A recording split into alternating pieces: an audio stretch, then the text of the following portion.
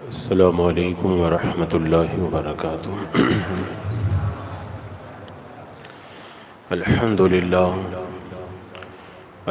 للہ رب العالمین، والصلاة والسلام على من كان نبيا وآدم بين الماء والطين، وعلى آله وأصحابه وأزواجه وأهل بيته أجمعين، أما بعد فأعوذ بالله من الشيطان الرجيم، بسم الله الرحمن الرحيم، وكلا وعد الله الحسنى، صدق الله مولانا العظيم، وصدق رسوله النبي الأمين المتين الكريم، ونحن على ذلك لمن الشاهدين والشاكرين، والحمد لله رب العالمين۔ حصول برکت کے لیے آقا نامدار، مدینے کے تاجدار، شہنشاہ ذی وقار، نبی محترم، رحمت دو عالم، نور مجسم، ارواحنا فدا، محمد الرسول اللہ صلی اللہ تعالی علیہ وسلم کی پر نور بارگاہ میں درود و سلام کا ہدیہ پیش کر لیجیے۔ اللہم صلی علی سیدنا و شفیعنا و حبیبنا و مولانا محمد وبارک وسلم، صلاۃ و سلاما علیک یا رسول اللہ صلی اللہ تعالی علیہ وسلم۔ اللہ رب قدیر کا بے شمار شکر و احسان ہے کہ اس پروردگار عالم نے ہمیں اپنے محبوب اور اپنے محبوب کے محبوبوں کا چاہنے والا بنایا، ان کا ذکر کرنے والا اور ان کا ذکر سننے والا بنایا۔ یہ بھی ایک بہت بڑی دولت ہے اور یہ بھی اللہ کا بہت بڑا انعام ہے، اور یہ بھی ہر کسی کو نہیں ملتا ہے، اللہ جس کو چاہتا ہے اسی کو نصیب ہوتا ہے۔ ورنہ آپ دیکھیں محرم الحرام کے ان مقدس ایام میں جہاں ہزاروں کی تعداد میں اہل سنت و جماعت اللہ تبارک و تعالی اور محبوب اکرم صلی اللہ تعالی علیہ وسلم اور صحابہ کرام رضوان اللہ تعالی علیہم اجمعین اور اہل بیت پاک کا ذکر کرتے اور سنتے ہیں، وہیں پر ہزاروں کی تعداد میں وہ بھی اہل سنت و جماعت کے افراد آپ کو ملیں گے جو جیسے اور دنوں میں ٹائم پاس کرتے ہیں ویسے ان دنوں میں بھی ٹائم پاس کرتے ہیں۔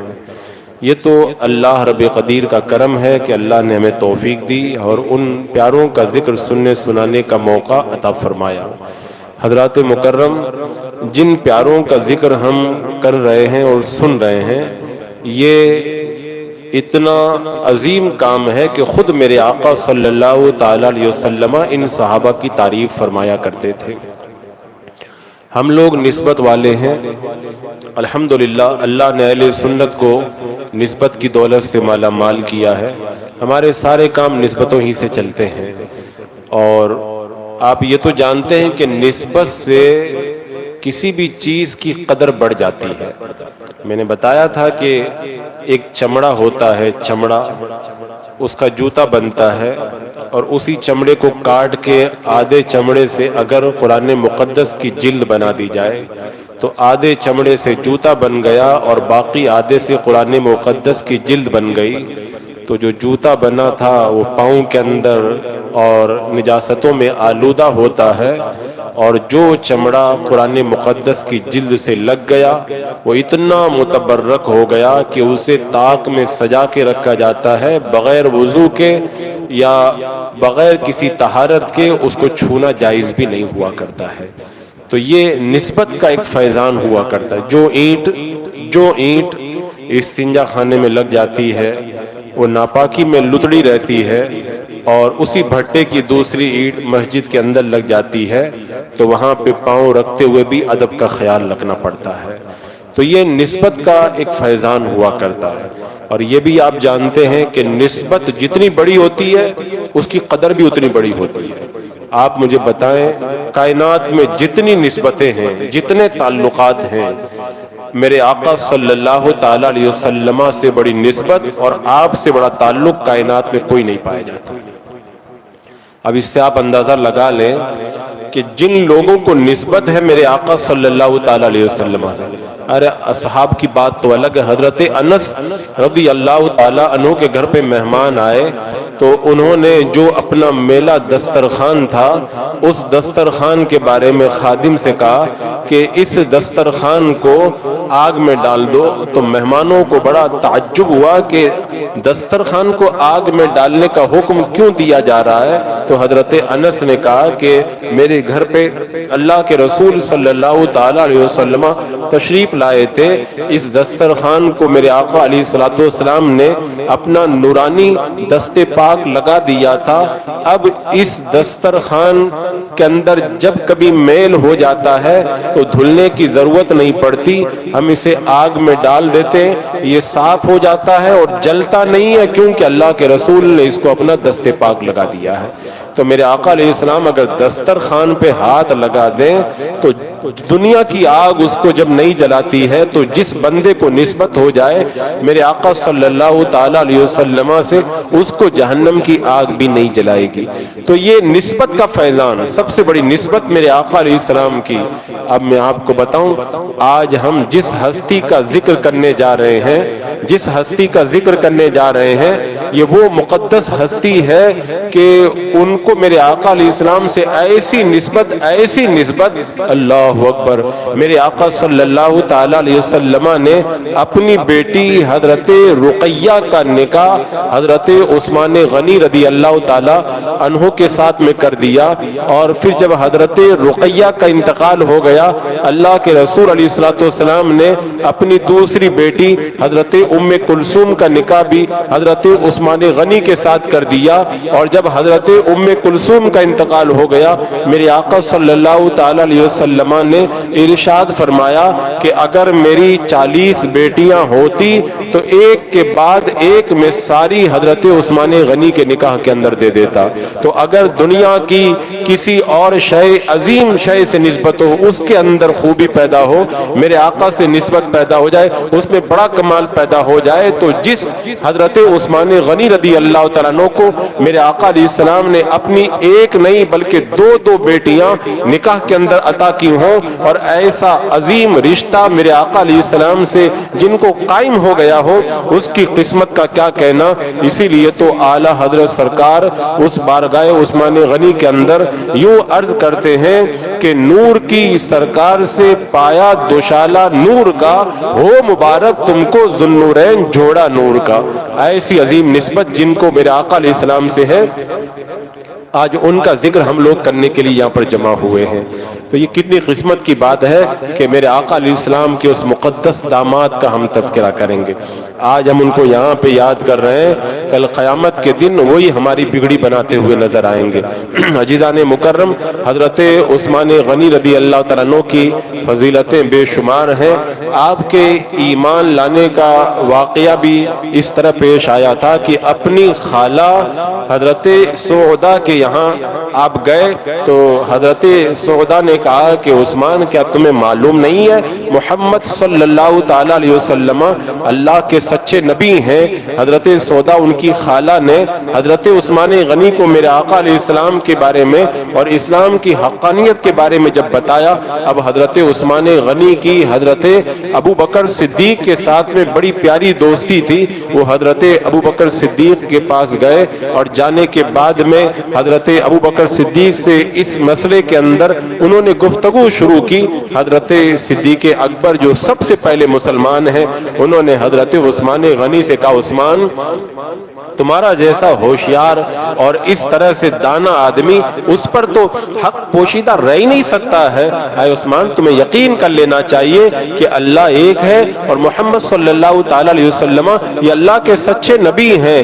جب اسلام کی سچی تعلیمات حضرت سیدنا ابو بکر صدیق رضی اللہ تعالیٰ عنہ نے حضرت عثمان غنی کے سامنے رکھی، حضرت عثمان کے دل کے اندر اسلام کی محبت پیدا ہوئی۔ اب اس کے بعد میں حضرت سیدنا ابو بکر صدیق حضرت عثمان غنی کو لے کر کے میرے آقا صلی اللہ تعالیٰ علیہ وسلم کی بارگاہ میں حاضر ہوئے. میرے آقا علیہ السلام نے حضرت عثمان غنی سے کہا عثمان اللہ تمہیں جنت کی دعوت دیتا ہے, اللہ کی دعوت قبول کر لو. حضرت عثمان کا دل پہلے ہی اسلام کے لیے کشادہ ہو چکا تھا. میرے آقا صلی اللہ تعالیٰ علیہ وسلم کے وہ جب نورانی بول سنے اور خدا کی دعوت جب ان کو پہنچی تو فوراً کلمہ پڑھ کر کے دار اسلام میں داخل ہو گئے. اشہد ان لا الہ الا اللہ و اشہد ان محمد رسول اللہ کا نغمہ ان کے لبوں پر جاری ہو گیا. اب آپ سوچیں حضرت عثمان غنی بڑے مالدار گھر کے فرد تھے. آج بھی آپ دیکھیں کہ جو کسی بڑے گھرانے کا ایک فرد ہوتا ہے تو گھر والے کبھی نہیں چاہتے کہ ہمارے دین کو چھوڑ کر کے کہیں اور چلا جائے. جب حضرت عثمان غنی رضی اللہ تعالیٰ عنہ اسلام قبول کر لیے تو ان کے گھر والے سب غضبناک ہو گئے اور چچا نے ان پر بڑا ظلم کیا, انہیں باندھ دیا, قید کر دیا اور کہا کہ جب تک تم اسلام کا انکار نہیں کرو گے اور دوبارہ بتوں کی عبادت کی طرف پلٹ کر کے نہیں آؤ گے تب تک ہم تمہارے اوپر اسی طرح ظلم کریں گے اور تمہیں نہیں چھوڑیں گے. اب آپ سوچیں حضرت عثمان غنی کے سامنے دنیا کی دولت ہے, انہیں معلوم ہے کہ اگر میں نے اسلام کو ترک نہیں کیا تو یہ مجھے مال و دولت سے محروم کر دیں گے, مجھے ستائیں گے. لیکن کہتے نا کہ اسلام کا نشہ یہ وہ نشہ ہے جس کو یہ نشہ چڑھ جاتا ہے, جس کو یہ نشہ چڑھ جاتا ہے تو اس کو پتھر بھی مارے جاتے ہیں نا تب بھی وہ کہتا اللہ ایک ہے, اللہ ایک ہے. اسلام کا نشہ ہے ہی ایسا.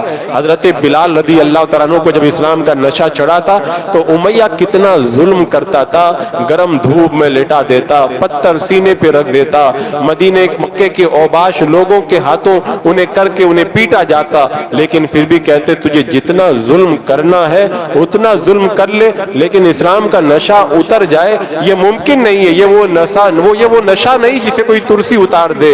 حضرت بلال رضی اللہ تعالیٰ عنہ نے اس نشے کو جب پایا تھا تو یہ عالم تھا, اور حضرت عبداللہ بن مسعود کو جب یہ نشہ چڑھا تھا تو ان کو حرم کے اندر اسلام کا اعلان کرنے کی وجہ سے لوگوں نے مارا تھا. آپ بتائیں اگر کسی کو مار پڑ جائے نا کسی بات پر تو دوسرے دن اس چیز کا نام بھی نہیں لے گا. لیکن حضرت عبداللہ بن مسعود کہتے رات بھر میں انتظار کرتا رہا کہ کب صبح ہو جائے اور کب صبح ہونے کے بعد میں پھر دوبارہ حرم میں جاؤں اور پھر جا کر کے میں اسلام کا اعلان کروں اور پھر کافر مجھے مارے, اس لیے کہ کلمہ حق کہہ کر کے مار کھانے میں بھی بڑا مزہ آتا ہے. حضرت عثمان غنی پر بھی جب یہ نشہ چڑھا تو جب ان سے کہا گیا اسلام کو ترک کر دیں, حضرت عثمان غنی کا جواب سنو.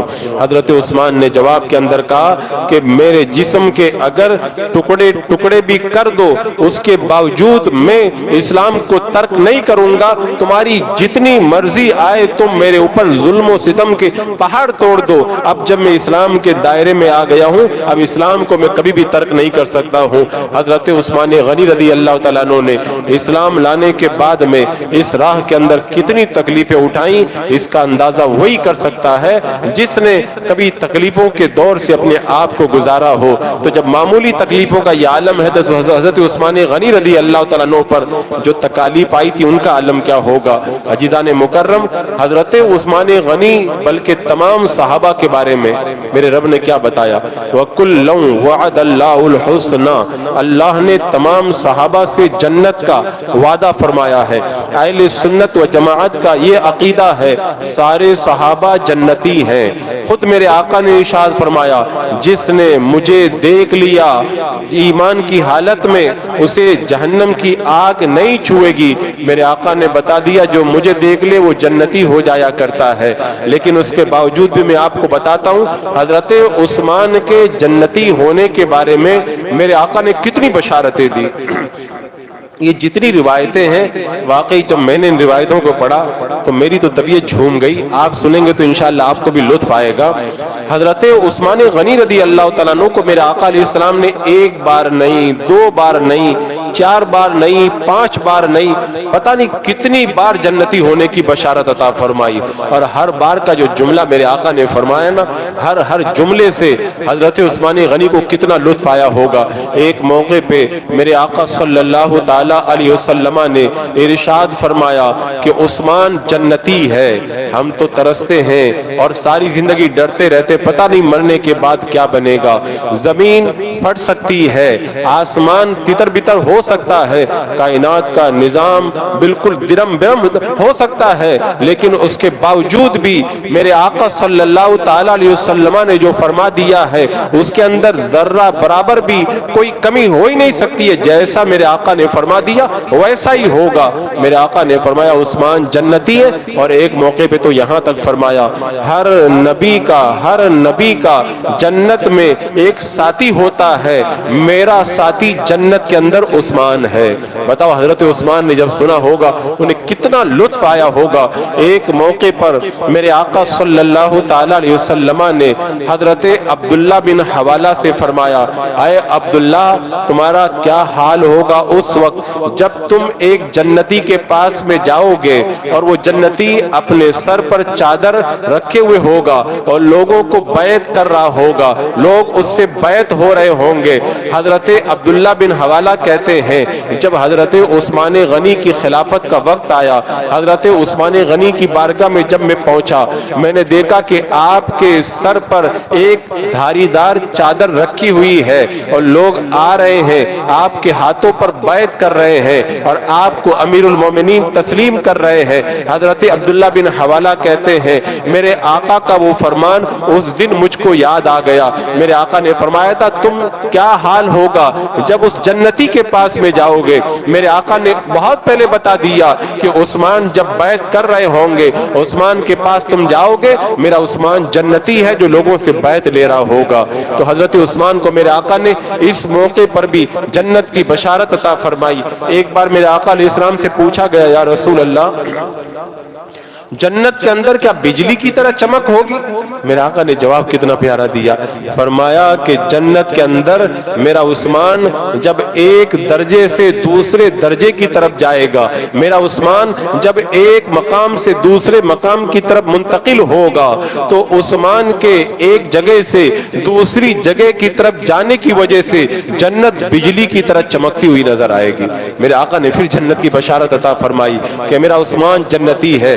اور ایک موقع پہ تو اللہ کے رسول علیہ السلام نے اتنی صاف بشارت دی، اللہ کے رسول علیہ السلام تشریف فرما ہیں۔ حضرت ابو موسیٰ اشعری رضی اللہ تعالیٰ عنہ کہتے ہیں باغ میں آقا کریم علیہ السلام موجود ہے، دروازے پر میں دربان بن کر کے موجود ہوں، تبھی دروازے پر دستک ہوتی ہے، میرے آقا علیہ السلام سے اذن طلب کیا جاتا ہے۔ میرے آقا علیہ السلام نے فرمایا اے ابو موسیٰ دروازہ کھول دو اور آنے والے کو جنت کی بشارت دے دو۔ کیا پیاری قسمت تھی ان کی، میرے آقا علیہ السلام جنت کی بشارتیں عطا فرما رہے۔ حضرت ابو موسیٰ کہتے ہیں میں نے جب دروازہ کھولا تو دیکھا دروازے پہ ابو بکر صدیق ہیں۔ میرے آقا کے علم غیب پہ جو لوگ اعتراض کرتے ہیں نا ان کو کہو میرے آقا کو تو یہ بھی پتا دروازے کے پیچھے کون ہے، میرے آقا کو یہ بھی پتا ہے جو دروازے کے پیچھے ہے اس کا خاتمہ ایمان پر ہوگا، اور میرے آقا کو یہ بھی پتا ہے کہ وہ جب انتقال کے بعد اس کا حساب و کتاب ہوگا تو کہاں پہ جائے گا، وہ جہنم میں نہیں جائے گا بلکہ جنت میں جائے گا۔ اور کوئی غیب کیا تم سے نہاں ہو بلا، جب نہ خدا ہی چھپا تم پہ کروڑوں درود۔ میرے آقا علیہ السلام کے صحابی نے جب جنت کی بشارت دی، حضرت ابو بکر صدیق نے اللہ کی حمد و ثنا بیان کی، دروازہ بند ہو گیا، پھر آیا کوئی دروازہ دستک دی، دروازے پر اجازت طلب کی، میرے آقا نے فرمایا دروازہ کھول دو اور آنے والے کو جنت کی بشارت دے دو۔ اب جب دروازہ کھولا تو دیکھا دروازے پہ حضرت عمر فاروق رضی اللہ تعالیٰ عنہ موجود ہیں، دروازہ کھولا جنت کی بشارت دی، حضرت اب عمر فاروق کے چہرے پر خوشی کے آثار ظاہر ہوئے، انہوں نے بھی اللہ کی حمد و ثنا بیان کی، دروازہ بند ہو گیا، پھر کسی نے دروازے پہ دستک دی، اندر آنے کا اذن طلب کیا۔ اب دیکھو میرے آقا کی نگاہیں کیا کیا دیکھ رہی ہیں کہ دروازے پیچھے پیچھے کون ہے اور اس کی زندگی میں کیا کیا ہونے والا ہے۔ فرمایا جو آ رہا ہے دروازہ کھول دو اور اسے جنت کی بشارت دے دو اور اسے کہو کہ تمہیں جو مصیبت پہنچے گی اللہ تمہیں اس پر جنت عطا فرمائے گا۔ جب دروازہ کھولا تو دیکھا دروازے پر حضرت عثمان غنی رضی اللہ تعالیٰ عنہ موجود ہیں۔ میرے آقا کے فرمان کے مطابق انہیں جنت کی بشارت دی اور بتا دیا کہ تمہیں جو مصیبت پہنچے گی اس پر اللہ تمہیں جنت عطا فرمائے گا۔ اب حضرت عثمان غنی نے اللہ کی حمد و ثنا بیان کی اور مصیبت پر صبر کرنے کی دعا فرمائی۔ عزیزان مکرم، یہ حضرت عثمان غنی کی وہ مقدس ذات ہے کہ میرے آقا علیہ السلام نے ان کو بار بار جنت کی بشارتیں عطا فرمائی۔ اور ایک موقع پر میرے آقا صلی اللہ تعالی علیہ وسلم نے حضرت عثمان کو اس طرح بھی جنت کی بشارت عطا فرمائی کہ جب جیش عسرہ کا موقع آیا، غزوہ تبوک کا، تو میرے آقا صلی اللہ تعالی علیہ وسلم نے کہا کہ کون ہے جو جیش عسرہ کے اندر مدد کر کے جنت کا حقدار بنے گا۔ حضرت عثمان غنی رضی اللہ تعالیٰ عنہ میرے آقا علیہ السلام کی بارگاہ میں حاضر ہوئے، 100 اونٹ ساز و سامان کے ساتھ میں لا کر میرے آقا علیہ السلام کی بارگاہ میں پیش کر دیے۔ میرے آقا نے فرمایا اور کوئی ہے جو جہاد کے لیے اللہ کی راہ میں کچھ مال پیش کرے؟ صحابہ تھوڑا تھوڑا لا رہے۔ حضرت عثمان غنی کھڑے ہو گئے، کہا یا رسول اللہ 200 اونٹ ساز و سامان کے ساتھ میں نے رائے مولا میں پیش کر دیے۔ میرے آقا نے پھر کہا کوئی ہے جو دے اللہ کی راہ کے اندر؟ حضرت عثمان غنی پھر کھڑے ہو گئے، کہا 300 اونٹ ساز و سامان کے ساتھ میں رائے مولا کے اندر پیش کرتا ہوں۔ حضرات مکرم آپ حساب لگا لیں ایک اونٹ کتنے کا آتا ہے؟ ہزار روپے کا ایک اونٹ آتا ہے۔ 100 اونٹوں کی قیمت کتنی ہو گئی؟ اور پھر 300 اونٹوں کی 300 اونٹوں کی قیمت کتنی ہو گئی؟ اللہ اکبر کبیرہ۔ حضرت عثمان غنی نے ایک ہی بیٹک کے اندر ساز و سامان کے ساتھ میں اتنے اونٹوں کو میرے آقا کی بارگاہ میں پیش کر دیا، گویا کہ لاکھوں کروڑوں روپے کا مال میرے آقا کی بارگاہ میں پیش فرما دیا۔ اللہ کے رسول علیہ السلام نے ارشاد فرمایا آج کے بعد میں عثمان کو اس کا کوئی عمل نقصان نہیں پہنچائے گا۔ اور پھر اس کے بعد میں حضرت عثمان غنی میرے آقا کی بارگاہ میں مال بھی لے کر کے آئے، میرے آقا کی گود میں لا کر کے رکھ دیا۔ اللہ کے رسول علیہ السلام ان اموال کو، ان سکوں کو اٹھا رہے تھے اور کہہ رہے تھے میرے عثمان سے آج کے بعد کوئی مواخذہ نہیں ہوگا، میرے عثمان کو آج کے بعد میں کوئی عمل نقصان نہیں پہنچائے گا۔ گویا کہ میرے آقا نے بتا دیا عثمان نے رائے مولا میں جو مال پیش کیا ہے اس قربانی کی وجہ سے اللہ نے انہیں دنیا ہی کے اندر جنتی بنا دیا ہے۔ اب اللہ تبارک و تعالیٰ انہیں اس طرح کے عمل میں مبتلا نہیں فرمائے گا جو انہیں جہنم میں لے جانے والے ہیں۔ جنت کی بشارت تو پہلے بھی دے دی تھی، آج پھر میرے آقا صلی اللہ تعالی علیہ وسلم حضرت عثمان غنی کو جنت کی بشارت عطا فرما رہے ہیں۔ تو اس طرح سے حضرت عثمان غنی نے بار بار جنت کی بشارت پائی ہے۔ ایک موقع اور بھی آیا تھا جب مسجد نبوی کی توسیع کا کام چل رہا تھا۔ آج ہم جاتے ہیں نا عمرہ اور حج کرنے، مسجد نبوی بڑی چوڑی ہے، آرام سے جا کر کے نماز پڑھتے ہیں۔ آج اگر گرمی کے موسم میں اگر گرمی زیادہ ہو جائے نا تو آج بھی دعا کیے بغیر نکل جاتا ہے، بہت گرمی ہے بہت گرمی ہے۔ اس وقت بھی مسجد نبوی بہت چھوٹی تھی، میرے آقا کے دور میں بھی انہوں نے توسیع کروائی اور اپنے دور خلافت میں بھی حضرت عثمان غنی نے جنت کی توسیع کروائی۔ میرے آقا نے اس وقت بھی حضرت عثمان غنی کو جنت کی بشارت عطا فرمائی تھی۔ اور آپ دیکھیں میرے آقا علیہ السلام نے ایک اور موقع پہ حضرت عثمان کو جنت کی بشارت دی۔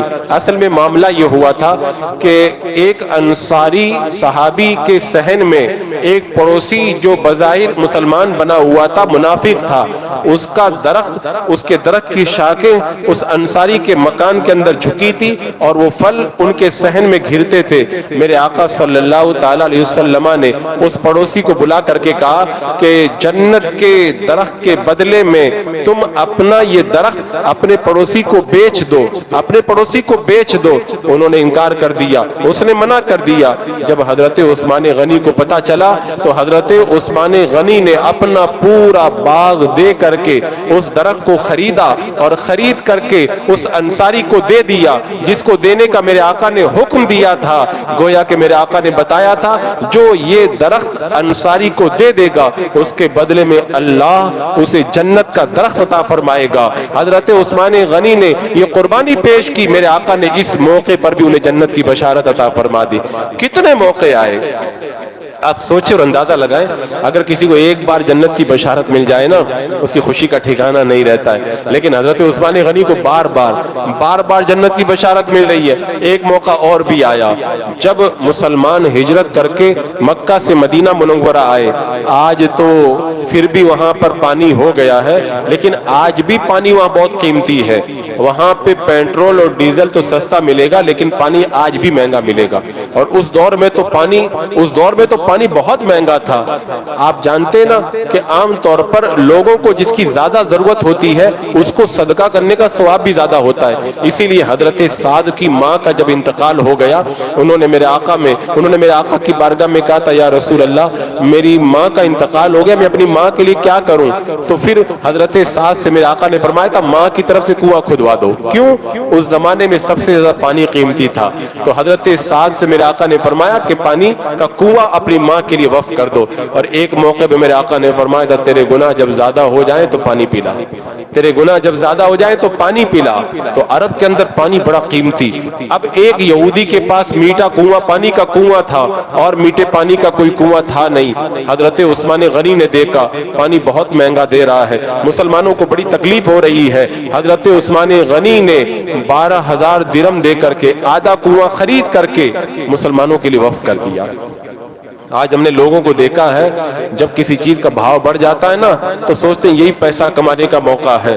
جب 1992 کے اندر بمبئی کے اندر کرفیو لگا تو اس موقع پہ دودھ وغیرہ بڑی آسانی سے نہیں ملتا تھا۔ کتنے ایسے لوگ تھے جو دونا اور 3 گنا بھاؤ لگا کر کے دودھ بیچا کرتے تھے۔ یہی تو کہتے کمانے کا موقع ہے۔ اور ابھی لاک ڈاؤن کے اندر آپ نے دیکھا لوگ کتنی مہنگی چیزیں بیچ رہے تھے کہ مال کی کمی ہے۔ حضرت عثمان غنی کو آدھا کنواں مل گیا تھا، چاہتے تو مال و دولت کے بار لگا دیتے۔ حضرت عثمان غنی کو پتا تھا بڑے بڑے کروڑپتی جب مر جاتے ہیں کوئی انہیں پوچھتا بھی نہیں ہے، لیکن جو رائے مولا میں دے دیتا ہے نا پھر اس کے وارے نیارے ہو جاتے ہیں۔ حضرت عثمان غنی نے بیچا نہیں، آدھا کنواں خرید کے مسلمانوں کے لیے وقف کر دیا۔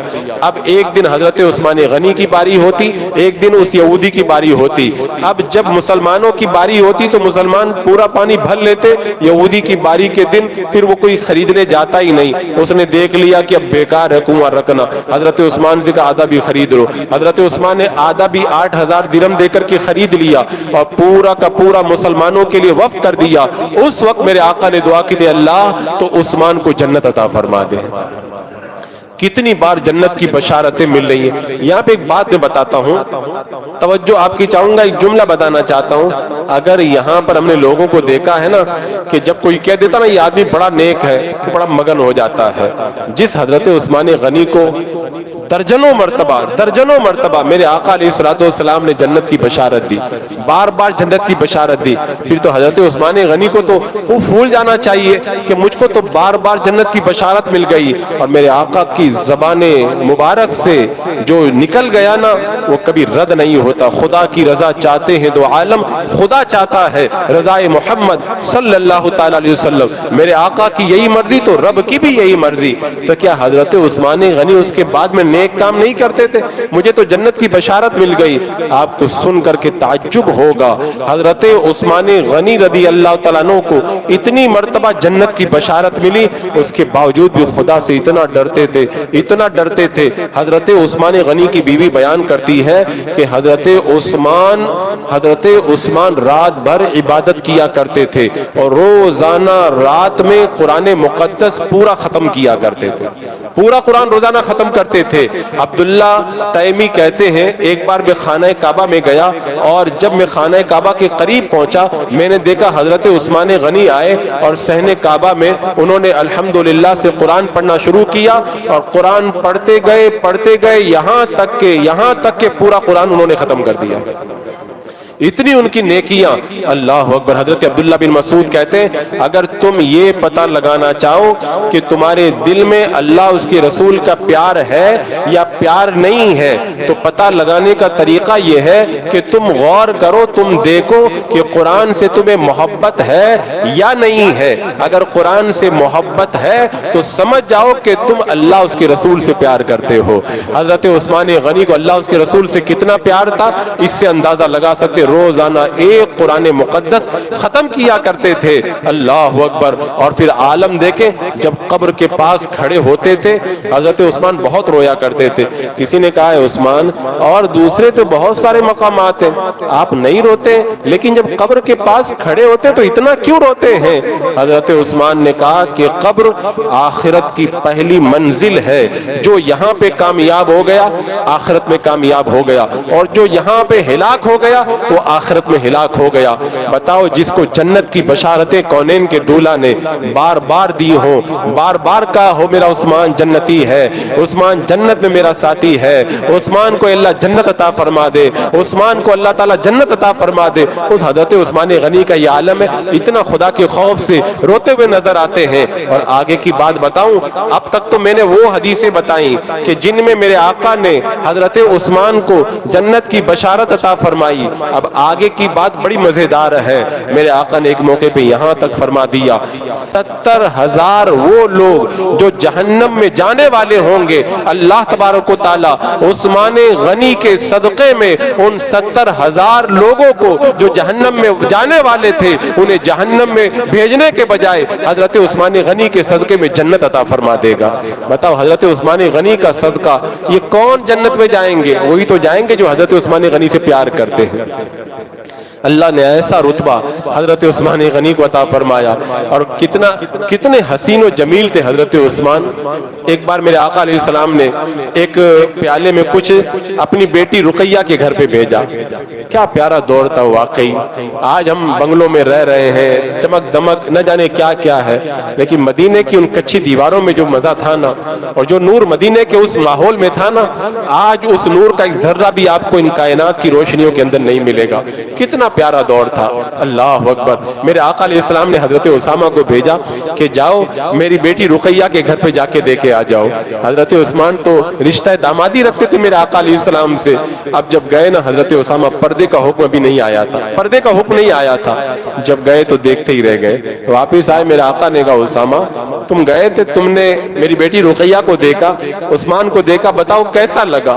حضرت اسامہ کہتے ہیں یا رسول اللہ میں نے اتنا خوبصورت نہ تو کوئی جوان دیکھا ہے اور نہ اتنی خوبصورت میں نے کوئی عورت دیکھی ہے.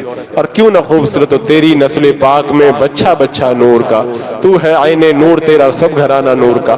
میرے آقا کے جو جسم کا ٹکڑا وہ کتنا حسین ہوگا. حضرت رقیہ کا مقام بھی بڑا بلند ہے. آپ کو معلوم ہے میرے آقا علیہ السلام کی وہ بیٹی حضرت رقیہ ہے جسے اسلام کے لیے بہت ستایا گیا ہے کیونکہ حضرت عثمان ایمان لائے تھے مکے کی سرزمین پر. جب حضرت عثمان غنی پر ظلم بڑھ گیا مکہ میں تو اپنی بیوی میرے آقا کی بیٹی حضرت رقیہ کو لے کر کے حضرت عثمان غنی حبشہ کی طرف ہجرت کرنے کے لیے گئے. تو میرے آقا نے کیا پیاری بات کہی تھی, کہ حضرت لوط علیہ السلام کے بعد میں سب سے پہلے اپنی بیوی کو لے کر کے ہجرت کرنے والی ذات حضرت عثمان غنی کی ہے کہ وہ حضرت لوط علیہ السلام کے بعد میں سب سے پہلے اپنی بیوی کے ساتھ میں ہجرت کرنے والے ہیں.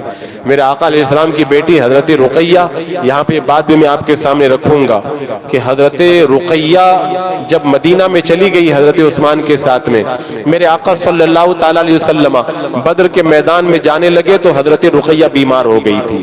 میرے آقا نے یہ نہیں کہا میری بیٹی بیمار ہے میں بدر میں نہیں جاؤں گا. میرے آقا نے حضرت عثمان کو روک دیا, عثمان تم میری بیٹی کی تیمارداری کرو, میں بدر کے میدان میں جاتا ہوں. جب حضرت رقیہ کی تیمارداری حضرت عثمان کرنے لگے ادھر اللہ نے بدر میں مسلمانوں کو فتح عطا فرمائی. حضرت زید بن حارثہ بدر کے میدان سے مدینہ منورہ میں آئے مسلمانوں کو خوشخبری سنانے کے لیے, اللہ نے فتح عطا فرمائی ہے. اللہ اکبر. جب حضرت عثمان غنی داخل ہوئے مدینے میں تو کیا دیکھا, ادھر جنت البقیع میں لوگ صحابہ کرام میرے آقا کی بیٹی حضرت رقیہ کو جنت البقیع میں دفن کر کے جنت البقیع سے باہر آ رہے ہیں. میرے آقا نے دین کے لیے اپنی پیاری بیٹی کو بھی چھوڑ دیا. اپنی پیاری بیٹی کو بیمار چھوڑ کر کے چلے گئے, جنازے میں بھی شریک نہ ہو سکے. یہ اللہ کے رسول علیہ السلام نے دین کے لیے قربانی عطا فرمائی. اور حضرت عثمان غنی کا مقام اور رتبہ میں آپ کو بتاؤں, میرے آقا علیہ السلام نے ایک موقع پہ ارشاد فرمایا تھا, جو جس کا کفو ہو وہ اس کی طرف بڑھے. اب جو جس کا جوڑ تھا, جو جس کا کفو تھا, اس کی طرف جانے لگا. میرے آقا علیہ السلام کدھر بڑھے؟ حضرت عثمان غنی کی طرف بڑھے, اور حضرت عثمان کو گلے سے لگا لیا, اور گلے لگا کے کہا, عثمان تو دنیا میں بھی میرا دوست ہے اور تو آخرت میں بھی میرا دوست ہے. آج اگر کسی عالم کی دوستی مل جائے, کسی بڑے نیک بندے کی دوستی مل جائے تو بندہ فخر کرتا ہے. جس حضرت عثمان غنی کو میرے آقا نے کہا تھا, عثمان تو دنیا میں بھی میرا دوست ہے اور تو آخرت میں بھی میرا دوست ہے, اس وقت حضرت عثمان غنی کو کتنا مزہ آیا ہوگا, کتنا لطف آیا ہوگا. اور ایک موقع پر میرے آقا صلی اللہ تعالی علیہ وسلم نے ارشاد فرمایا, اے اللہ میں عثمان سے راضی ہوں, تو بھی عثمان سے راضی ہو جا. کتنی بڑی بشارت ہے. میں نے جب سیرت طیبہ پڑھی تو میں نے سیرت میں یہ بات پائی ہے, اللہ کے رسول علیہ السلام نے اپنے راضی ہونے کی بشارت انہی حضرات کو دی ہے جنہوں نے میرے آقا کے لیے قربانیاں پیش فرمائی ہے. میں نے اس سے پہلے بتایا تھا ایک اور صحابی ہیں جن کو اللہ کے رسول علیہ السلام نے جن کے بارے میں دعا کی تھی, اے اللہ میں بھی ان سے راضی ہوں, تو بھی ان سے راضی ہو جا. وہ کون سی ذات ہے؟ حضرت عبداللہ رضی اللہ تعالیٰ عنہ, جو مکہ کے اندر ایمان لائے تھے. جب ایمان لائے نا تو ان کے گھر والوں نے سارا مال ان سے چھین لیا, یہاں تک کہ بدن کے کپڑے بھی ان سے اتروا لیے. اپنی ماں کے پاس حضرت عبداللہ گئے اور جانے کے بعد میں کہا, امی جان میں مسلمان ہو گیا ہوں, میرے گھر والوں نے, میرے چچا نے سارا مال مجھ سے چھین لیا ہے, میرے بدن کے کپڑے بھی اتروا لیے. ماں نے اپنی چادر دی, حضرت عبداللہ نے چادر کے دو ٹکڑے کیے, آدھی چادر کو نیچے لپیٹا, آدھی چادر کو اپنے جسم کے اوپر لپیٹا. اب حضرت عبداللہ مکہ چھوڑ کے مدینہ جا رہے ہیں, پاؤں میں چپل بھی نہیں ہے, پاؤں میں آبلے بھی پڑ گئے, پیدل چلے گئے. اسے کہتے ہیں محبت. آج ہم نے دین کے لیے کچھ نہیں کیا ہے. لوگ آج جو یہ کہتے ہیں نا کہ آج مسلمانوں کا بڑا برا حال ہے, کچھ لوگ تو اتنی بھی زبان کھول دیتے ہیں کہ جب مسلمانوں کا سچا نبی ہے, مسلمانوں کے سچے خدا, مسلمانوں کا سچا خدا ہے, تو پھر آج مسلمانوں پہ اتنا ظلم کیوں ہو رہا ہے؟ میں کہتا ہوں سمجھو, بات کو سمجھو. اللہ اس کے رسول ہم سے ناراض ہے ہمارے گناہوں کی وجہ سے. ہم نے ناراض کیا اللہ اس کے رسول کو, اگر راضی کر لے تو کیا کیا ملتا ہے. حضرت عبداللہ جب پہنچے نا پیدل چل کے چلے گئے. آج لوگ تو کہتے ہیں یہ نہیں ہے وہ نہیں ہے. جب پہنچے فجر کی نماز, میرے آقا نے سلام پھیرا, اجنبی کو دیکھا, کہا کون؟ کہا عبد العزیٰ. کہا نہیں, آج سے تمہارا نام عبداللہ ہے. اب اس کے بعد میں آپ کو پتا ہے نا, جو صحابہ مکہ سے ہجرت کر کے مدینہ جاتے تھے, سب کچھ چھوڑ کے جاتے تھے. غریب صحابہ, ان کا کیا تھا؟ کچھ نہیں تھا ان کے پاس. معلوم ہے وہ کہاں پہ رہتے تھے؟ میرے آقا علیہ السلام کے حجرے کے پاس میں ایک چبوترا تھا جس کو صفہ کا چبوترا کہتے ہیں. اس چبوترے پہ وہ لوگ بیٹھ جاتے تھے. جو لوگ حج عمرہ کے لیے گئے انہوں نے دیکھا ہوگا وہ چبوترا. لوگ تمنا کرتے ہیں کہ یہ آدمی ہٹ جائے تو یہاں پہ 2 رکعت نماز میں ادا کروں. اس چبوترے کی کتنی عظمتیں بڑھ گئی. میں کہتا ہوں سونے کا بھی اگر چبوترا ہونا تو لوگ اس کی پرواہ نہیں کریں گے کہ وہاں پہ تھوڑی دیر بیٹھنے کا موقع مل جائے. لیکن اس چبوترے کو اتنی عزت مل گئی. کیوں مل گئی؟ اس لیے کہ نبی کے دیوانے اس چبوترے پر بیٹھے تھے. آج صفا کے چبوترے پر اہل محبت جا کر کے اپنی محبتوں کے نذرانے پیش کرتے ہیں. اب حضرت عبداللہ وہاں پہ جب بیٹھ گئے نا, غزوہ تبوک کا جب موقع آیا, غزوہ تبوک کا موقع آیا, میرے آقا کی بارگاہ میں گئے اور جانے کے بعد میں کہا, یا رسول اللہ میں جا رہا ہوں غزوے میں, دعا کر دے میں شہید ہو جاؤں. میرے آقا نے کہا کھجور کی چھال لے کر کے آؤ. کھجور کی چھال لائے, میرے آقا نے بازو پہ باندھ دکھایا, اللہ میں عبداللہ کا خون کافروں پہ حرام کرتا ہوں. حضرت عبداللہ نے کہا, یا رسول اللہ میں تو شہید ہونا چاہتا ہوں, آپ مجھے ایسی دعا دے رہے ہیں کہ کافر مجھے قتل ہی نہیں کر سکے. میرے آقا کی نظریں دیکھ رہی تھی کہ عبداللہ اگر تمہیں بخار میں بھی موت آ جائے نا تب بھی تم شہید ہو جاؤ گے. پتہ نہیں کیسی بخاری اور کیسی مسلم پڑھتے ہیں یہ لوگ, انہیں یہ بھی نہیں پتا ہے کہ اللہ کے رسول علیہ السلام کو اللہ نے کیسا علم غیب عطا کیا تھا. میرے آقا دیکھ رہے ہیں عبداللہ کو کوئی کافر نہیں مارے گا, میرا عبداللہ بخار کے اندر شہید ہوگا. اتنی دور تک جس کی نظریں کام کر رہی ہو, اس نبی کو بھی غیب کا نہ مانے تو پھر تو سمجھ جاؤ کہ وہابیوں کے ایمان کا تو جنازہ نکل ہی چکا ہے. اب حضرت عبداللہ جب گئے نا, حضرت عبداللہ جب گئے بخار آ گیا. کاش ایسا بخار ہم کو بھی آ جائے. جب بخار آیا نا, کونین کے دولہ حضرت عبداللہ کے سرانے آ گئے. نصیب تیرا چمک اٹھا، دیکھ تو نوری عرب کے چاند لہد کے سرانے آئے ہیں۔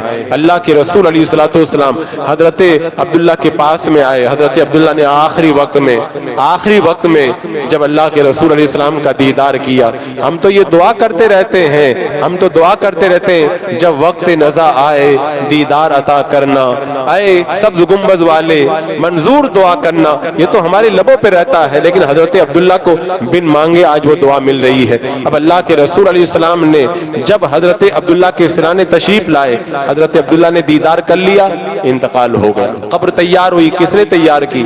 حضرت ابو بکر صدیق، حضرت عمر فاروق نے۔ جب قبر تیار ہو گئی، میرے آقا قبر میں اتر گئے۔ میں نے جو کہا تھا نا، میرے آقا نے فرمایا تھا عثمان کے بارے میں، اے اللہ میں عثمان سے راضی ہوں، اے اللہ تو بھی عثمان سے راضی ہو جا۔ یہ دعائیں کس کو ملتی ہے؟ جو قربانی دیتا ہے۔ حضرت عبداللہ کی قبر میرے آقا اترے، اترنے کے بعد میں کیا کہا؟ اے اللہ میں عبداللہ سے راضی ہوں، تو بھی عبداللہ سے راضی ہو جا۔ ایسے کتنے صحابہ ہیں جنہوں نے میرے آقا کے لیے قربانیاں دی نا، میرے آقا نے بن مانگے دعائیں دی۔ بہت سارے لوگ کہتے ہیں یہ دعا کر دو، وہ دعا کر دو۔ میں کہتا ہوں اگر تم کو دعا چاہیے نا، تو اگر تم کو دعا کی ضرورت ہے، کسی سے کہنے کی ضرورت نہیں ہے، تم دین کا کام کرو، اللہ کے رسول خود تمہیں دعا عطا فرمائیں گے۔ دین کے لیے قربانی تو اللہ کے رسول خود تمہیں دعا عطا فرمائیں گے۔ حضرت عثمان غنی سے میرے آقا صلی اللہ تعالی علیہ وسلم نے یہ دعا میرے آقا نے ارشاد فرمائی کہ اے اللہ میں عثمان سے راضی ہوں، تو بھی عثمان سے راضی ہو جا۔ اور حضرت عثمان غنی کا مقام میرے آقا علیہ السلام نے کتنا بلند کیا۔ اللہ کے رسول علیہ السلام نے فرمایا کہ سب لوگوں میں سب سے زیادہ حیا کرنے والے عثمان تھے۔ حضرت عثمان کی زندگی آپ سن رہے ہیں نا، اس دور میں حیا کی بڑی ضرورت ہے، بے حیائی عام ہو گئی ہے۔ حضرت عثمان غنی عورتوں سے بھی زیادہ حیا کرتے تھے۔ اپنی بیوی سے کون شرم کرتا ہے؟ حضرت عثمان غنی کو اللہ نے اتنی حیا دی، اپنی بیویوں سے بھی شرمایا کرتے تھے، اتنی حیا کرتے تھے۔ میرے آقا نے فرمایا کہ حیا جو ہے وہ پوری کی پوری خیر ہے۔ میرے آقا نے فرمایا حیا ایمان میں سے۔ حضرت عثمان غنی کی حیا کا عالم، ایک بار اللہ کے رسول علیہ السلام کی بارگاہ میں ایک فرشتے آئے، میرے آقا ان سے بات کر رہے تھے، حضرت عثمان گزرے۔ فرشتے نے حضرت عثمان کو جب دیکھا تو میرے آقا سے کہا کہ یہ شہید کر دیے جائیں گے، اور ہم فرشتے بھی ان سے حیا کرتے ہیں۔ فرشتے نے کیا کہا؟ یا رسول اللہ ہم بھی ان سے حیا کرتے ہیں۔ آج لوگ کہتے ہیں نا کہ ہم مسلمان عورتوں کے ساتھ کیا ہو رہا ہے، ہماری بچیوں کے ساتھ کیا ہو رہا ہے، غیر ان پر ظلم کر رہے ہیں۔ میں کہتا ہوں جب حیا کی چادر تم نے اتار دی نا، تو غیر اب ہماری عزتوں کو تماشا بنا رہے ہیں۔ اگر تم اپنی حیا کی حفاظت کرو نا، تو پھر کسی بدبخت کی یہ مجال نہیں ہے ہماری ماں بہن اور بیٹی کی طرف بری نظر اٹھا کر بھی دیکھ لے۔ آج ہم بے حیا بن گئے نا، تو ہماری حیا کے اوپر آج حملہ کیا جا رہا ہے، ہماری عزتوں کو تار تار کیا جا رہا ہے۔ عزتیں ایسے نہیں نیلام ہوتی ہے، بندہ جب بے حیائی پہ اتر آتا ہے تب جا کر کے عزتیں نیلام ہوتی ہیں۔ حضرت عثمان غنی کی اس حیا کا عالم دیکھو۔ میرے آقا صلی اللہ تعالی علیہ وسلم حضرت ام المومنین عائشہ صدیقہ رضی اللہ تعالی عنہا کے مکان میں آرام فرما ہے، آپ کی پنڈلی مبارک سے کپڑا ہٹا ہوا ہے، کونین کے دولہا لیٹے ہوئے۔ کاش کبھی خواب میں ہی وہ منظر نظر آ جائے، میرے آقا کو ایسے ہم دیدار کر لیں۔ ابھی حضرت ابو بکر صدیق نے اندر آنے کی اجازت مانگی، میرے آقا نے اجازت عطا فرمائی، ویسے ہی لیٹے رہے۔ صدیق اکبر بیٹھ گئے، بات چیت شروع ہو گئی۔ پھر حضرت عمر آئے، اندر آنے کی اجازت مانگی، میرے آقا نے اجازت دے دی، آئے، ویسے میرے آقا لیٹے ہوئے بات چیت کرنے لگے۔ تھوڑی دیر کے بعد میں حضرت عثمان نے آنے کی اجازت مانگی۔ میرے آقا نے جب دیکھا میرا عثمان آ رہا ہے، اللہ کے رسول علیہ السلام اٹھ کے سیدھے بیٹھ گئے اور چادر کو اپنی پنڈلیوں کے اوپر ڈال کر کے اپنی پنڈلیوں کو جو ہے چھپا لیا۔ اب حضرت عثمان آ گئے، باتیں چلتی رہی۔ جب چلے گئے، حضرت عائشہ نے کہا یا رسول اللہ میرے باپ ابو بکر آئے، حضرت عمر آئے، آپ ویسے ہی لیٹے رہے، لیکن جب عثمان آئے تو آپ اٹھ کر کے بیٹھ گئے۔ میرے آقا نے کہا عائشہ میں عثمان سے کیوں نہیں حیا کروں، عثمان سے تو فرشتے بھی حیا کرتے ہیں۔ یہ حضرت عثمان کا مقام ہے، اللہ نے وہ مقام ان کو عطا فرمایا کہ فرشتے بھی ان سے حیا کرتے ہوئے نظر آتے ہیں۔ آج اگر ضرورت ہے ہمارے اس دور کے اندر تو ہمیں حیا کی بہت زیادہ ضرورت ہے آج ہماری۔ اور میں کہتا ہوں اس بات کو اپنے دماغ پہ نشر کر لو، جو بھی مسلمان اپنی حیا کی حفاظت کرتا ہے، غیروں کی طرف نظر نہیں اٹھاتا اور اپنی حیا کو محفوظ رکھتا ہے، کبھی اس کے گھر کی عزت کبھی بھی نیلام نہیں ہوتی۔ یہ تو جیسی کرنی ویسی بننی ہے۔ تم پرائی عورتوں کو دیکھو گے تو تمہاری بیٹی کو بھی کوئی دیکھے گا، تم پرائی عورتوں کی طرف بد نظری کرو گے تو تمہاری بہن کی طرف بھی کوئی بد نظری کرے گا، تم کسی غیر کی عزت پہ اگر ڈاکہ ڈالو گے تو تمہارے گھر کی عورتوں کی عزتوں پہ بھی کوئی ڈاکہ ڈالے گا۔ میں نے اس سے پہلے بھی بتایا تھا، ایک شریف گھرانے کے اندر بھوک مری کے حالات پیدا ہو گئے اور وہ بڑا شریف گھرانہ تھا، کسی سے مانگ بھی نہیں پاتا تھا۔ اس شریف گھرانے کی لڑکی نے جو ہے وہ اپنے گھر پہ اپنے چہرے پہ دوپٹہ ڈالا اور بازار میں چلی گئی کہ گھر والوں کی بھوک نہیں دیکھی جاتی، کچھ میں اپنی عزت کا سودا کر کے کچھ پیسے لے آؤں تاکہ گھر کے اندر لوگ بھوکے کھانے کا انتظام ہو جائے۔ دن بھر وہ لڑکی گھومتی رہی، کسی نے نظر اٹھا کے نہ دیکھا۔ شام کو گھر میں آئی، باپ نے کہا بیٹا تم کہاں چلی گئی تھی؟ کہا ابا جان بچے بھوکے مجھ سے دیکھا نہیں جاتا، آج میں نے ارادہ کر لیا تھا آج میں اپنی عزت کو بیچ دوں گی، کچھ پیسے لا کے تمہارے لیے کھانے کا انتظام کروں گی۔ لیکن ابا جان لوگ کہہ رہے زمانہ بڑا خراب ہے، میں دن بھر کھڑی رہی، کسی نے مجھے بری نظر اٹھا کر بھی نہیں دیکھا۔ باپ نے جواب دیا بیٹی معاملہ وہ نہیں ہے، لوگ برے اگرچہ ہیں لیکن معاملہ اصل میں یہ ہے کہ آج تک تیرے باپ نے کسی غیر عورت کو بری نظر سے نہیں دیکھا ہے، تو تمہیں کوئی بری نظر سے کیسے دیکھ سکتا ہے؟ جو اپنی نظروں کو بچاتا ہے اللہ اس کے گھر کی عورتوں کی حفاظت فرماتا ہے۔ حضرت عثمان غنی کی حیا کا یہ عالم، اللہ اکبر، میرے آقا صلی اللہ علیہ وسلم نے حضرت عثمان غنی کو پہلے ہی بتا دیا تھا، عثمان اللہ تمہیں ایک قمیص پہنائے گا، لوگ اس قمیص کو اتروانا چاہیں گے لیکن تم اس قمیص کو اتارنا مت۔ اس قمیص سے مراد خلافت، یعنی جب تم خلیفہ بنو گے لوگ تمہیں خلافت سے معزول کرنا چاہیں گے لیکن اس وقت تم خلافت کو ترک مت کرنا۔ تو حضرت عثمان کے ذہن میں تھا کائنات کا نظام تو بدل سکتا ہے لیکن مجھے شہید ہونے سے کوئی نہیں روک سکتا، کیونکہ میرے آقا نے بتا دیا ہے کہ مجھے شہید کیا جائے گا۔ اور حضرت عثمان کی سخاوت کے بارے میں تو مجھے وقت نہیں ملا، نہیں تو میں بتاتا۔ ایک بات میں عرض کر دیتا ہوں، ایک بار مدینے کے اندر بڑا قحط پڑ گیا، آپ کو معلوم ہے نا قحط کے زمانے میں مال بڑا مہنگا ہو جاتا ہے، لوگ اسٹاک کرنے لگتے ہیں، خوب کماتے ہیں، یہی کمانے کا موسم آ گیا ہے۔ آپ لوگ دیکھتے ہیں نا مارکیٹ کے اندر کہتے ہیں ٹماٹر 200 روپے کلو ہو گیا، کوئی کہتا فلاں سبزی بڑی مہنگی ہو، یہ کیا ہوتا ہے؟ لوگ اسٹاک کر لیتے اور کہتے 10 روپے کی چیز 100 روپے میں بیچیں گے، یہ لوگوں کا ذہن ہے۔ اب حضرت عثمان غنی کا دماغ میں بتاتا ہوں ان کا ذہن کیسا تھا۔ جو لوگ 100 کی چیز 1000 میں بیچتے وہ کتنا بھی پیسہ جمع کر لیں جب مر جاتے نا کوئی پوچھنے والا نہیں رہتا۔ حضرت عثمان غنی قحط کے زمانے میں 1000 اونٹوں پر کھانے پینے کا سامان لد کر کے حضرت عثمان غنی کا قافلہ آ گیا، 1000 اونٹ آئے ہیں، آج تو بڑا موقع، خوب پیسہ کمائیں گے۔ تاجروں کی بھیڑ لگ گئی عثمان غنی کے پاس، کہا عثمان مال بیچو گے؟ کہا کتنے میں لوگے؟ کہا ڈبل پیسہ لے لو۔ کہا مجھے زیادہ چاہیے۔ ایک نے کہا 3 گنا پیسہ لے لو۔ کہا نہیں مجھے زیادہ چاہیے۔ کہا 100 کا سامان 400 میں دے دو۔ کہا اور زیادہ چاہیے۔ ایک نے بڑا بھاؤ لگا دیا، کہا 100 کا سامان 500 میں دے دو، 5 گنا نفع دینے کے لیے تیار ہے۔ حضرت عثمان نے کہا نہیں اور زیادہ چاہیے۔ لوگوں نے کہا کہ آئے عثمان غنی، مدینے کے بڑے بڑے سب کاروباری سب تاجر تو یہ جمع ہو گئے، اس سے مہنگا تم سے کون خریدے گا؟ کہا ہے خریدنے والا، اس سے بھی مہنگا خریدنے والا ہے۔ سب تاجر حیران رہ گئے، حیرت میں ڈوب گئے، 5 گنا نفع دے رہے، اس کے باوجود بھی حضرت عثمان کہہ رہے اس سے بھی زیادہ نفع کوئی دے رہا ہے۔ کہا عثمان کون دے رہا ہے؟ حضرت عثمان غنی رضی اللہ تعالیٰ عنہ نے فرمایا میرے رب نے وعدہ کیا ہے ایک دو گے، ایک کے بدلے میں تمہیں 10 عطا فرماؤں گا۔ اے مدینے کے غریبوں، مدینے کے ضرورت مندوں سن لو، عثمان کا 1000 اونٹوں پہ لدا ہوا سارا مال آج میں اللہ کی راہ کے اندر تمہارے اوپر قربان کرتا ہوں، جس کو ضرورت ہو آئے اور عثمان کا مال فری میں لے کر کے چلا جائے۔ میرے رب نے وعدہ کیا ہے ایک دو گے، ایک کے بدلے کے اندر میں تمہیں 10 عطا فرماؤں گا۔ بتاؤ جو لوگ دنیا میں کروڑوں کما لیتے کوئی نہیں پوچھتا، حضرت عثمان غنی نے اللہ کی رضا کے لیے دیا نا، اللہ کی رضا کے لیے دیا۔ آج کتنے سال ہو گئے حضرت عثمان کے انتقال کو؟ 1400 سال سے زیادہ کا عرصہ گزر گیا۔ جو لوگ دنیا کے اندر مال کما لیتے ہیں وہ مال چھوڑ کے چلے جاتے ہیں۔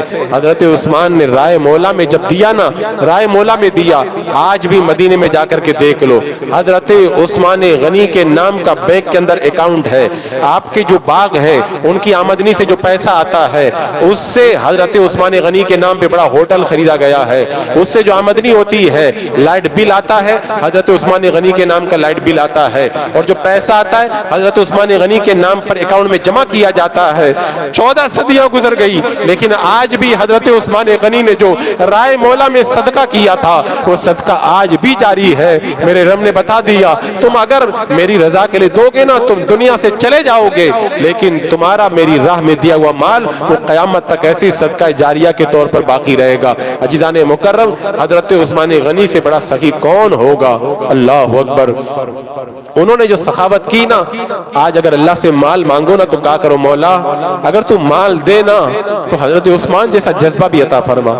آج لوگوں کو جب دین کے نام پہ مانگا جاتا نا، لوگوں کا حال میں بتاتا ہوں، کتنے لوگوں سے میں کہتا ہوں کہ وہ کچھ دین کے لیے ضرورت ہے، کہتے ہیں وہ کاروبار تھوڑا ٹھیک نہیں ہے، آج کل مارکیٹ مندہ چل رہا ہے، اور تھوڑے دن کے بعد ان کے گھر پہ جب شادی ہوتی ہے نا، میں دیکھتا ہوں 50 لاکھ روپے شادی میں خرچ ہو رہے ہیں، 2 لاکھ کا ہال بک ہو رہا ہے، 10 لاکھ کا کھانے کا آرڈر مل رہا ہے، اور پتہ نہیں کتنے ہزار کا اسٹیج بن رہا ہے۔ میں کہتا ہوں جب دین کے نام پر، مسجد کی تعمیر کے نام پر، کسی اور غریب کے نام پر جب ہم لوگ طلب کرتے ہیں نا، کہتے 5,000 روپے، حضرت وہ ہمارے پاس میں پیسہ نہیں، کاروبار بندہ ہے۔ تمہارا کاروبار جو 2 مہینے پہلے مندہ تھا، آج 1 کروڑ روپے تمہارے پاس اچانک کہاں سے آ گیا؟ آسمان سے ٹپکا یا زمین پھاڑ کر کے نکلا؟ اصل میں معاملہ یہ ہے، مال تو لوگوں کے پاس ہوتا ہے لیکن وہ جذبہ نہیں ہے جو اللہ تبارک و تعالیٰ نے حضرت عثمان غنی کو دیا تھا۔ میری اس بات کو اپنے دماغ پہ نقش کر لینا۔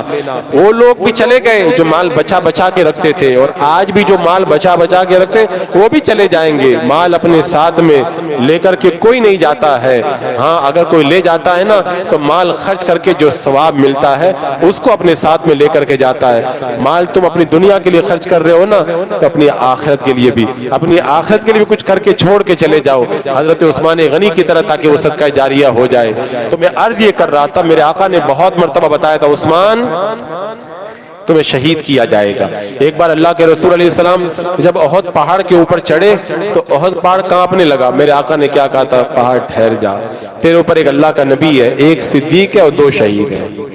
حضرت عثمان کو پتا تھا مجھے شہید کیا جائے گا۔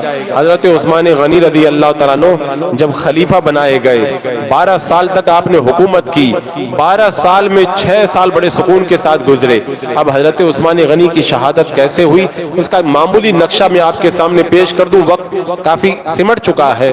اصل میں جب میرے آقا علیہ السلام نے لوگوں کو اسلام کی دعوت دی، اس دور کے اندر یہود و نصارہ انہی کا سکہ چلتا تھا، لیکن جب اسلام کے دامن میں لوگ آئے، یہود و نصارہ کا چراغ بجھنے لگا، لیکن میرے آقا کے دور میں کسی کی مجال نہیں تھی کہ کچھ کر پائے۔ جب میرے آقا کا وصال ہوا، حضرت ابوبکر صدیق خلیفہ بنے، اب بھی کسی کا چراغ جلنے والا نہیں تھا۔ حضرت عمر کا جب دور آیا، حضرت عمر کے سامنے کس کی چل پاتی تھی؟ حضرت عثمان کا بھی، حضرت ابو عمر فاروق کا جب کی شہادت ہو گئی، حضرت عثمان غنی کا زمانہ آیا۔ حضرت عثمان بڑے باحیا، حضرت عثمان بڑے سادہ دل تھے، لیکن 6 سال تک تو وہ یہودی ہاتھ پاؤں مارتے رہے جو منافق بن کر کے مسلمانوں کی صفوں میں گھسے ہوئے تھے۔ 6 سال تک کوشش کرتے رہے، موقع نہیں ملا۔ 6 سال کے بعد ان کو موقع مل گیا۔ 6 سال بڑے سکون سے گزر گئے، 6 سال کے بعد ایک موقع ان کو ہاتھ آ گیا، وہ بڑی تفصیل ہے۔ اور پھر ہوا کیا؟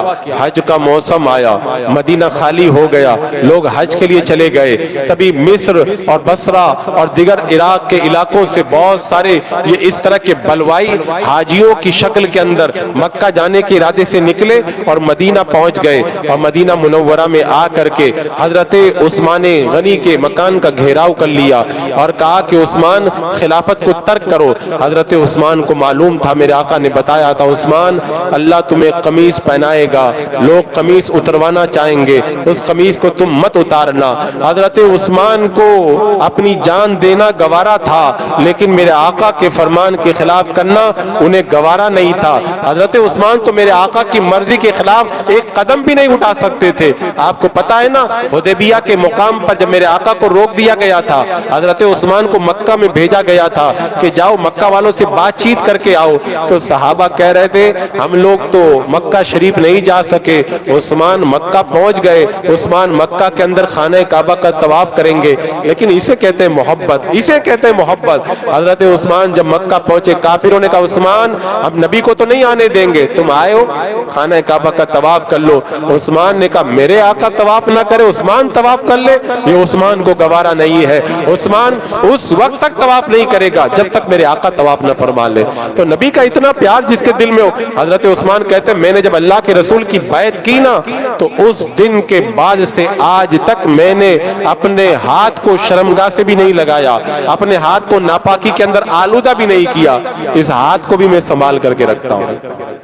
اتنا لحاظ حضرت عثمان کو، میرے آقا کے ہاتھوں میں جو بیعت ہو چکی ہے نا، جو نسبت ہو چکی ہے، اس ہاتھ کا بھی احترام۔ تو حضرت عثمان یہ کیسے گوارا کر لیتے؟ میرے آقا نے جو خلافت کے بارے میں مجھے بتا دیا تھا کہ اس کو ہرگز مت چھوڑنا، میں کیسے چھوڑ دوں؟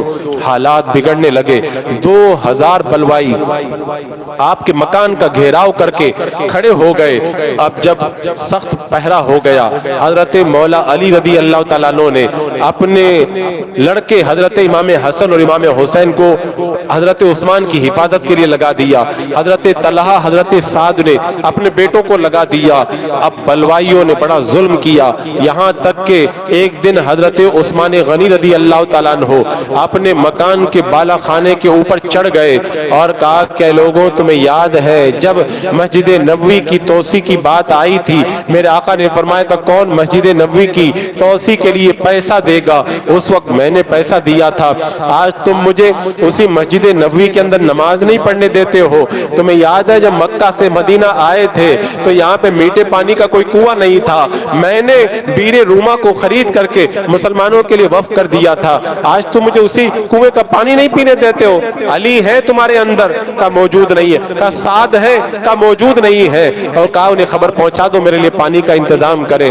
حضرت علی کو جب پتا چلا تو آپ نے پانی کے مشکیزیں بھجوائے، لیکن بلوائیوں نے جھڑپ کی، بڑی مشکل سے پانی اندر پہنچ پایا اور کئی لوگ اس کے اندر زخمی بھی ہو گئے۔ حضرت علی نے دیکھ لیا حالات بڑے خراب ہیں، اپنے ملنے والوں سے، اپنے بچوں سے کہا، اپنے لڑکوں سے کہا، امامین سے کہا کہ تم حفاظت کا کام انجام دینا۔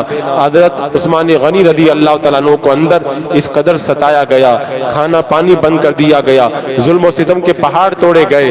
پھر حضرت عبداللہ ابن عمر حضرت عثمان غنی کی بارگاہ میں گئے، کہا کہ اے خلیفہ، اے امیر المومنین، آپ ہمیں اجازت دیں، ان لوگ سمجھ رہے ہیں کہ یہ مسلمانوں کے لباس میں آئے ہیں، ہم کلمہ کا خیال کر کے انہیں کچھ نہیں کہیں گے، آپ ہمیں ابھی اجازت دیں، ہم ان کو ابھی کاٹ کر کے ٹھکانے لگا دیتے ہیں۔ حضرت عثمان غنی نے جواب میں کہا میں نہیں گوارا کرتا کہ میری وجہ سے در رسول پر میرے آقا کے شہر کے اندر خون خرابہ ہو۔ میرے آقا علیہ السلام کے فرمان کے مطابق آپ کو پتا تھا کہ اگر خون خرابہ کیا تب بھی مجھے شہید ہونا ہے، تو میں یہ گوارا نہیں کرتا کہ میری وجہ سے مدینے میں خون خرابہ ہو۔ حضرت عثمان کے کئی غلام تھے، سب ہتھیار باندھ کر کے حضرت عثمان کے سامنے آئے، کہا آقا ہمیں اجازت دے دیں، ہم ان کو بھی ٹھکانے لگا دیتے ہیں۔ کہا نہیں، میں یہ گوارا نہیں کرتا، جو بھی اپنے ہتھیار کھول دے گا اسے میں آزاد کرتا ہوں۔ بتاؤ عدل و انصاف کا بادشاہ کتنا انصاف کر رہا ہے۔ لوگوں نے 3 راستے پیش کیے، آپ ملک شام چلے جائیں حضرت امیر معاویہ کے پاس میں، وہ آپ کی حفاظت کریں گے، اور یا پھر آپ مکہ میں چلے جائیں، وہاں پر حرم کے اندر آپ کی حفاظت ہوگی، اور پھر آپ ہمیں یا پھر اجازت دیں، ہم ان کو مار کر کے یہاں سے بھگا دیتے ہیں۔ حضرت عثمان نے کہا میں ملک شام نہیں جاؤں گا، کیونکہ میں مدینے سے باہر مرنا نہیں چاہتا۔ کہا میں مکہ نہیں جاؤں گا اس لیے کہ مکہ میں میری وجہ سے خون خرابہ ہو، یہ مجھے گوارا نہیں ہے۔ اور انہوں نے کہا پھر ہمیں لڑنے کی اجازت دے، کہ میں نہیں چاہتا کہ میری وجہ سے میرے آقا کے شہر کی بے حرمتی ہو۔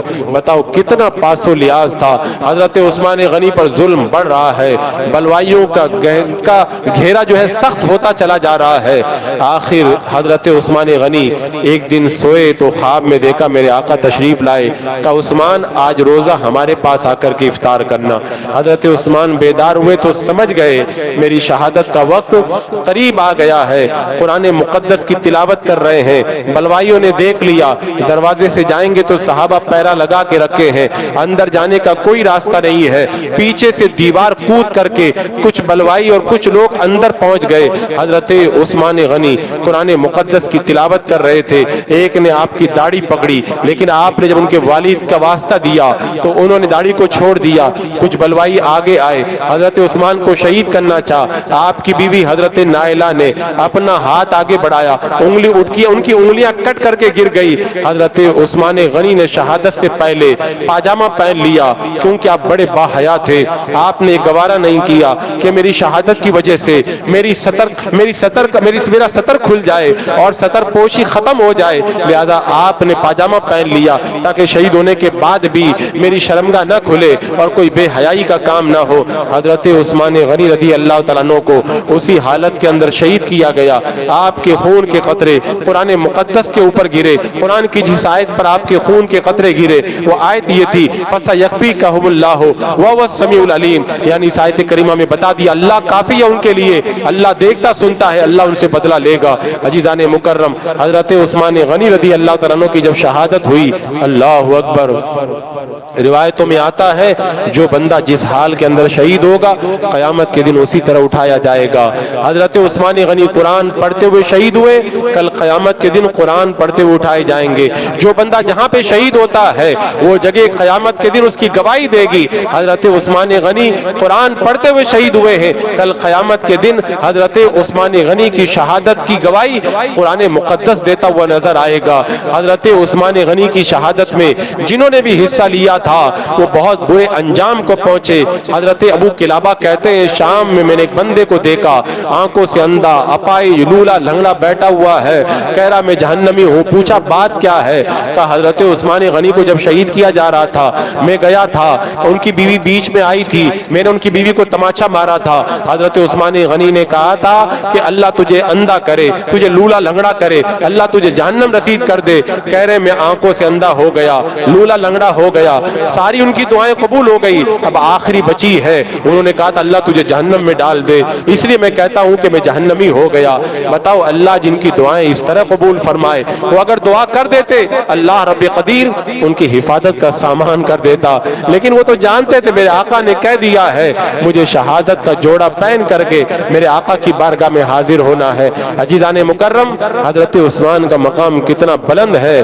آج آپ دیکھیں جب سرکار کے روزے پہ ہم جاتے ہیں نا تو دو صحابہ آپ کے دو یار حضرت ابو بکر اور عمر تو آپ کے پہلو میں لیٹے ہیں، اور ایک یار حضرت مولا علی نجف کے ذروں میں ان کو چمکاتے ہوئے ان مقدس مقامات پہ آرام فرما ہے، اور آپ کے یہ چوتھے یار حضرت عثمان غنی رضی اللہ تعالیٰ کہاں پہ لیٹے؟ جن لوگوں نے حاضری دی انہوں نے دیکھا ہوگا کہ اگر حضرت عثمان غنی کے مزار مبارک پہ جا کے کھڑے ہو جاؤ نا تو سرکار کا گنبد خضرا ایسے سامنے نظر آتا ہے، بالکل میرے آقا کے چہرے کے سامنے ان کا مزار مقدس بنا ہوا ہے، کتنا حسین۔ میں کہتا ہوں سرکار کا روزہ کہیں سے بھی دیکھو وہ تو خوبصورت لگتا ہی ہے، لیکن حضرت عثمان کے مزار کے پاس کھڑے ہو کے دیکھو تو اور زیادہ ہی خوبصورت لگتا ہے۔ ایسی جگہ میرے آقا نے اپنے پیارے کو لٹایا ہے کہ ہر وقت وہ دیدار، اللہ اکبر کبیرہ، کیا قسمت والے تھے وہ صحابہ۔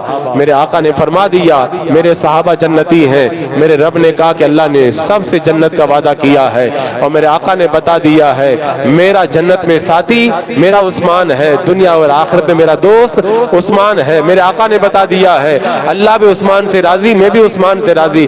آج ہم اس عظیم حضرت عثمان غنی رضی اللہ تعالیٰ عنہ کا ذکر کر رہے ہیں۔ حضرات مکرم، یہ بھی ہماری قسمت ہے، آج ہم ان کو یاد کر رہے ہیں، زیادہ دن دور نہیں ہے۔ ہم جب قیامت میں جب حاضر ہوں گے نا تو ان کو دیکھیں گے اور کہیں گے حضور ہم آپ کا دنیا میں ذکر کرتے تھے، اور پھر ہمیں ہاتھ پکڑ کے جنت میں لے کے جائیں گے۔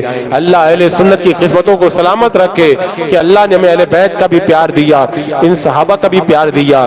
یہ صرف رسمی محفلیں نہیں ہیں کہ ہم لوگ ایک رسم ادا کریں 10 دن کے جلسے کا، ہم رسم نہیں ادا کرتے، ہر سال ہم ذکر کرتے ہیں، اپنی محبت کو تازہ کرتے۔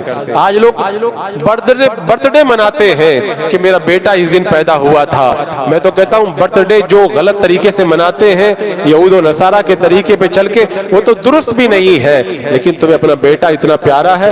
ہمیں تو رسول اللہ کے صحابہ بڑے پیارے ہیں، ان کے بول بہاروں جیسے، ان کے صحابہ ستاروں جیسے۔ کیا پیارے صحابہ تھے، کیا پیارا دور تھا۔ وہ دور تو ہم نے نہیں دیکھا لیکن قیامت میں وہ ہم جلوہ ضرور دیکھیں گے۔ میرے آقا صحابہ کی جھرمٹ میں ہوں گے. ان محفلوں کو سجاتے رہو, ان محفلوں میں آتے رہو, انشاءاللہ اس کا صلہ اللہ قیامت کے دن عطا فرمائے گا. اللہ رب قدیر ہماری حاضرین محبوبین کے صدقے میں قبول فرمائے اور کل قیامت کے دن ہمیں ان کے گروہ میں اٹھائے. استغفر اللہ ربی من کل ذنب واتوب الیہ. السلام علیکم.